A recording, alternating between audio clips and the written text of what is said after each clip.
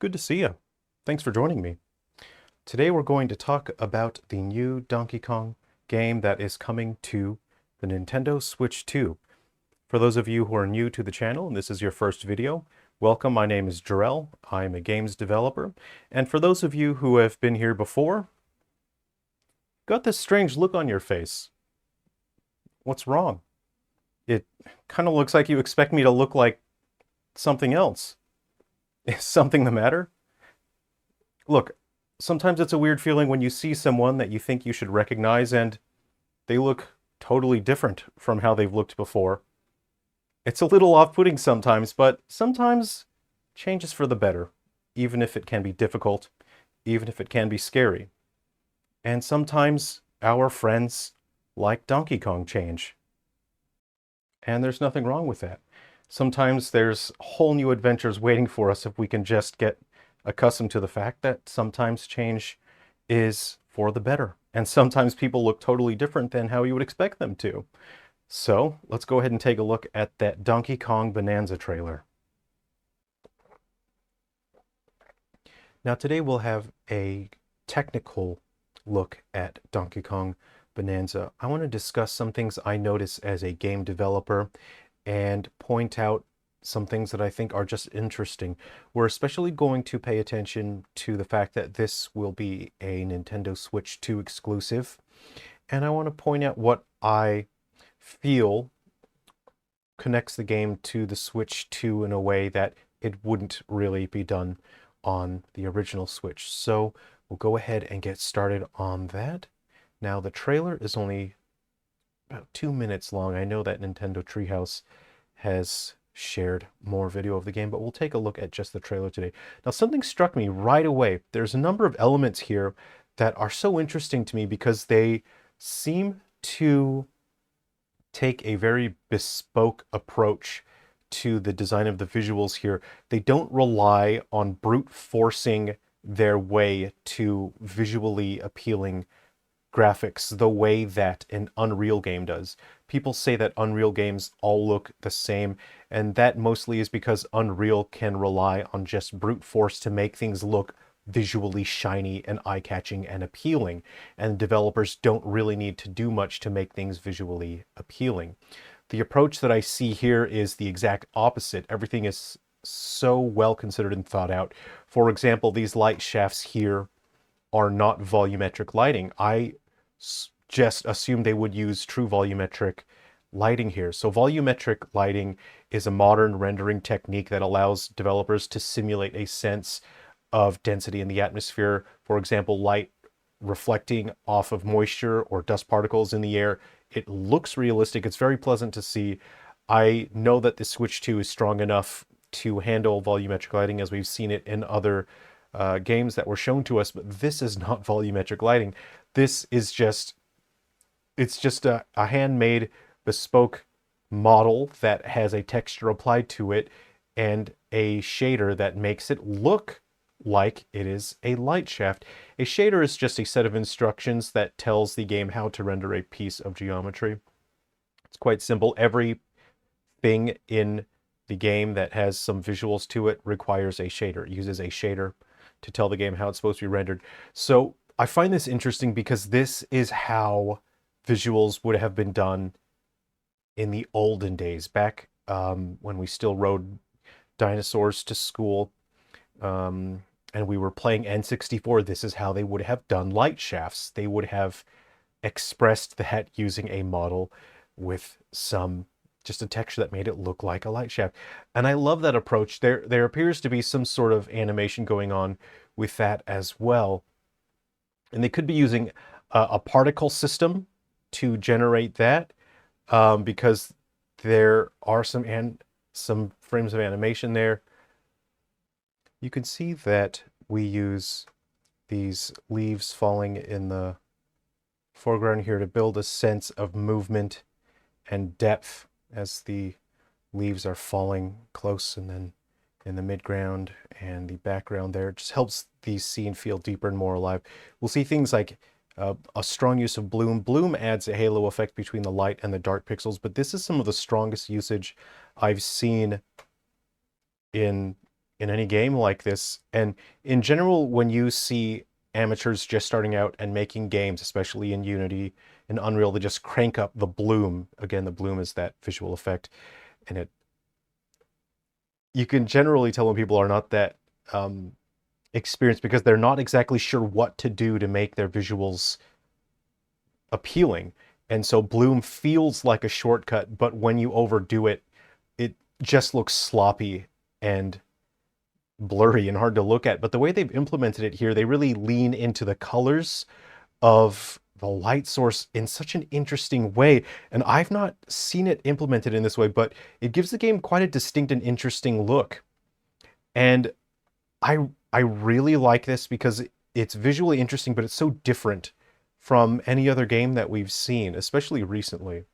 As we go along, we see use of bloom and lens flare here. The lens flare conveying a sense of photographic quality as bright lights shine into a camera lens. We get this sort of aberration, which is quite visually appealing, and it helps us fake a sense of volumetric lighting. We have a strong use of bloom, and that appears to be there's probably a form of chromatic aberration between the dark and the light pixels. It helps it feel like it has photographic quality to it, but it also does fake volumetric lighting. Volumetric lighting is quite expensive to render. Even on very strong hardware, there is, a rendering cost to it. And I don't know what the actual technical specs of the Switch are, but I have a feeling that there's other priorities here in terms of the rendering budget and the processing budget.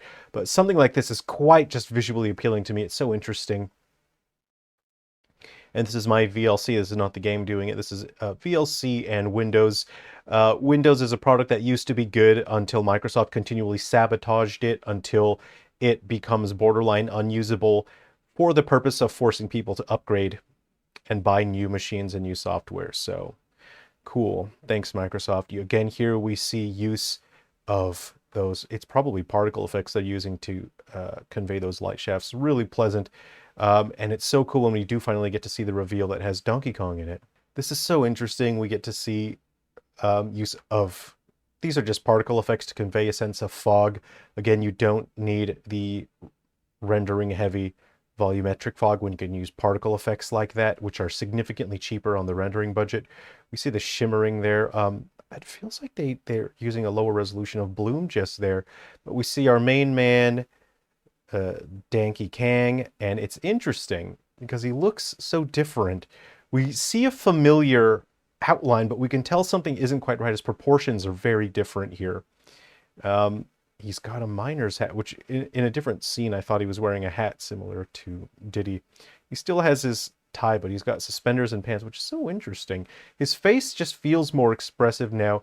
And this is interesting. If you sort of pause at the right moments, you see when geometry is in front of Donkey Kong, you actually see a screen door effect here instead of being transparent. And that's interesting. We see later in the trailer, Donkey Kong actually does go underground a fair bit. And that's so fascinating. So it looks like he has a little friend with him. I wonder what his little friend does. This feels a little bit like Breath of the Wild as Donkey Kong is climbing up the terrain here. This is so interesting. And we get to see this significant mechanic here. Now this to me is quite clear that this really isn't, it'd be very difficult to do something like this on the original Switch because being able to deform the terrain like this takes a significant amount of RAM. Basically, it seems like everything is, deformable and interactable and destructible. That takes RAM, and the original Switch, there's a real limit to that. And once you have your textures in there, you have so many other things occupying RAM, your animations and everything. And his face shape he looks so different. This is really hard to get used to. It's so weird when people just look different, right? When there's something just, it's hard to handle when people just look different. So we see evidence of that strong bloom effect on the lamps there. This is so fascinating.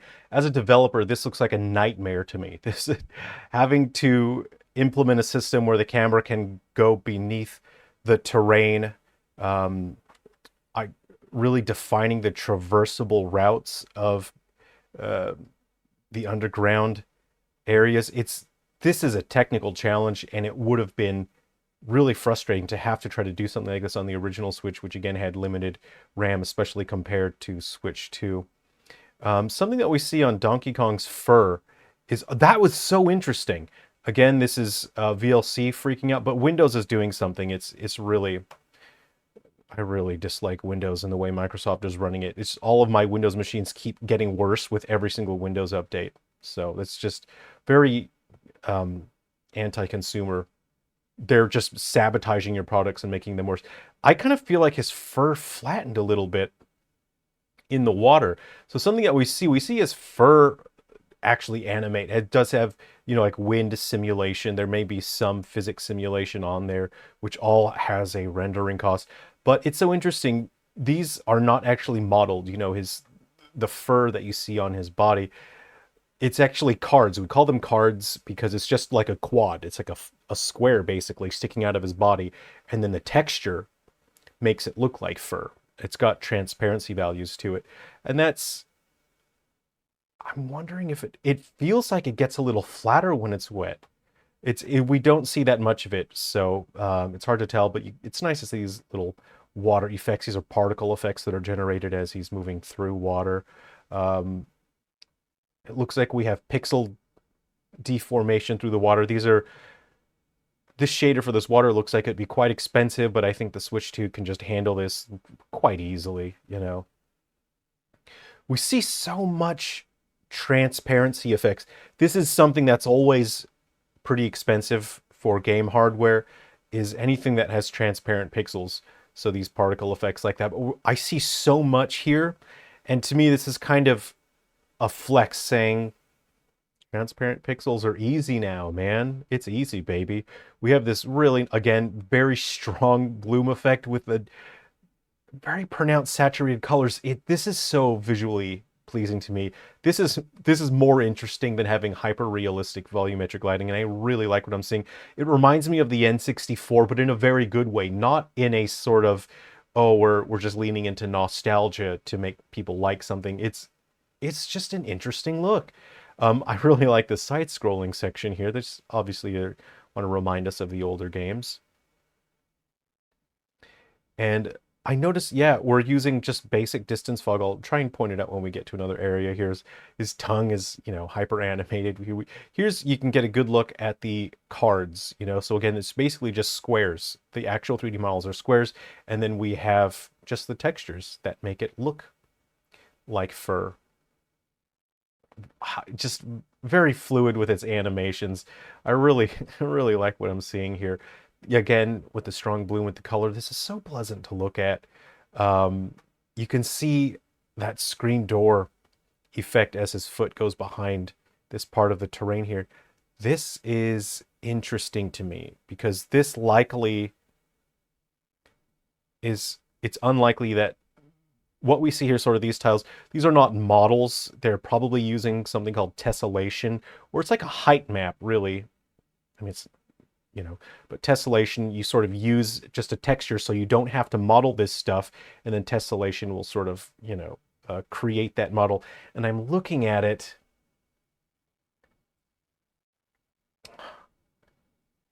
Actually, no, that actually looks like it's modeled in there. Okay, so they've done a lot of detailed work here. Those are models. That is not tessellation. That's not a height map. Those are models. They put a lot of work into this. Oh, I do notice. Okay, I'm just going to get out of the way quickly here. There's just a very minor flaw here. There's just, a flaw with the UV map here. You can see how these are just a flat. These are all just basically the same pixel that's stretched. So it looks like they're still developing this. This is incomplete. They're still working on this. This is the kind of thing you notice as a developer. Again, I'm not being a gamer and nitpicking and saying, oh, look how bad the graphics are. I'm being a game developer and I'm saying, oh yeah, they're still working on that. When they are finished, then obviously this will look more like this. So they're still haven't finished the UV map on that. And it's only visible for like a second or two. So they probably didn't think anyone would really notice that, but that is unfinished. Of course, as you can see, it's just one pixel value that's stretched, a couple pixels stretched over a particular area, but obviously it's not gonna look like that in the final game. They're still working on it. Ah, that's really great. I really just love the expressiveness here. We have really gorgeous depth of field. Depth of field is an effect that is very, very expensive. On the Switch One, one of the reasons why Hyrule Warriors, um, the second one, why part of the reason why that runs so poorly is because it uses depth of field and it really should not. It takes a massive chunk out of the frame rate. But here they're kind of flexing and saying, look, it's easy. It's easy for Switch 2 to handle that, where it's a big problem for the original Switch, and they're showing here, piece of cake, baby, it's easy. Something I notice, a number of people asked me to take a look at this video. They said, oh, ray tracing, ray tracing. So this game is not using ray tracing. There's no reason. Ray tracing, it's mostly for like hyper realism and whatnot. What I'm seeing are physically based shaders. They are shaders that are able to calculate more lighting and shadow and reflections.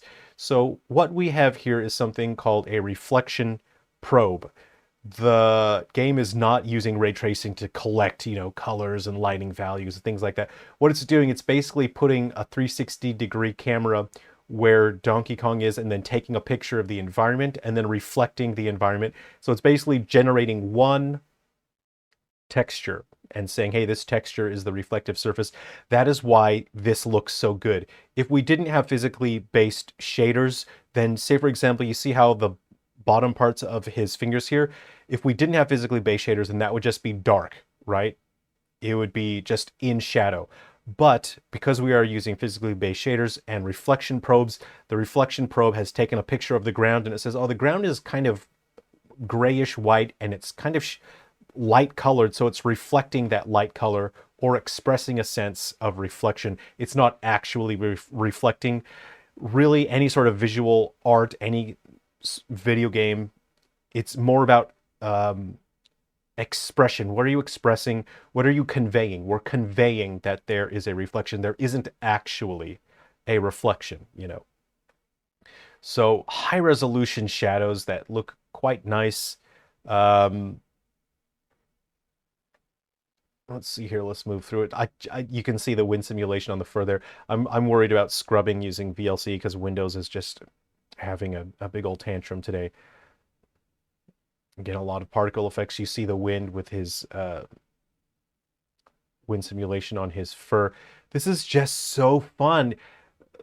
It's so lively. The animations are so expressive. That's what I really like to see. It feels like these characters are really, they really have life and personality. Here again, we see the reflection probe. Normally the reflection probe is kind of generated where the camera is, but I can tell that they were generating the reflection probe from where Donkey Kong is, because you can see as we go through here, you can see that his fur is sort of, seems like it's reflecting a bit of light. It's catching a bit of light. It's sort of like a rim lighting effect, and it's quite light along the edges there. And then as he approaches the hole and he's through the hole there, he's no longer catching the light. He's no longer reflecting it. So that tells me that they're generating the real-time reflection probe on Donkey Kong here. I could talk more about that. I can talk about the frustrations with the original Switch, but I think we've already hit that topic enough. You can see his sort of lips, ripple with the wind. Really fantastic. This is so great to see. I'm so glad to see this. So that's been so much fun here. See, a little bit here, he looked a little bit like, hey, wait, he's not wearing pants. Wait, now he looks more like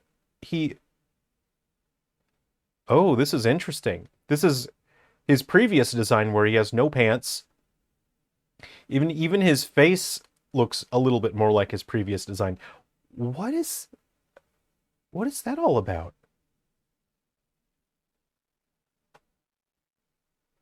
I wonder what that means. Are these the same Donkey Kong? Did the previous Donkey Kong die? Are we saying that we're letting the past die? We're killing it if we have to? Is that what we're saying here? I don't know. I hope you enjoyed that technical analysis.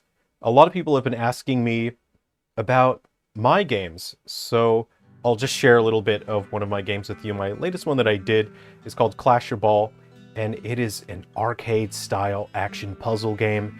It's currently only available on the Switch, but there is a free Vita version that you can download and install via Homebrew. There's no monetization, totally free. I'm a massive PS Vita fan, and also today I've just prepared a free Android version. I was working on this for a while, and there were ads in there, and I've been testing it and just feeling it out for months, and I just kind of feel like the ads just sort of put a, they sort of harsh the vibe. They kind of make the game feel less fun. So I've just removed the ads, and then I've just put in some hardware controls, so you can use a touchscreen only device, or if you have a Android gaming device that has physical buttons built in, you can use that to play the game, and that will be totally free. I've removed the ads, no monetization. It's just something fun.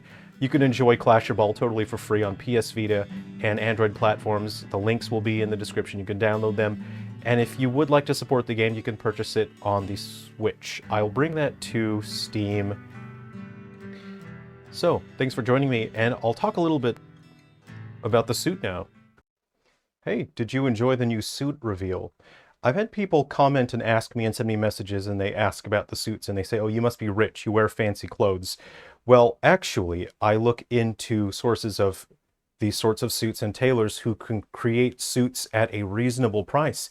You can get yourself a similar suit in a wide range of different colors, and the price of this suit is actually only $89 after shipping. That's weird, right? Can you think of any other things that are $89? I mean, instead of buying something that's $89, you could get yourself a pretty nice suit. I'll put the link in the description to the tailor that made this suit for me just for this occasion. I'm not sponsored. I'm not connected to this tailor in any way, but I just want to say that they did an excellent job on this linen suit. Linen is the easiest material to take care of and wear. It's easy to wash and iron. So if you're interested in a suit of a similar casual style that you can wear to the beach, I'll put the link in the description. It's great to have a three-piece suit as well, because you can wear just the waistcoat without the jacket, like so. If you want to take things to the next casual level, you can also undo the buttons on the waistcoat like this, for your maximum casual rating. Again, if you would like a suit like this of your own, I will put the link to the tailor in the description. The tailor did an excellent job, and again, after shipping, it was only $89.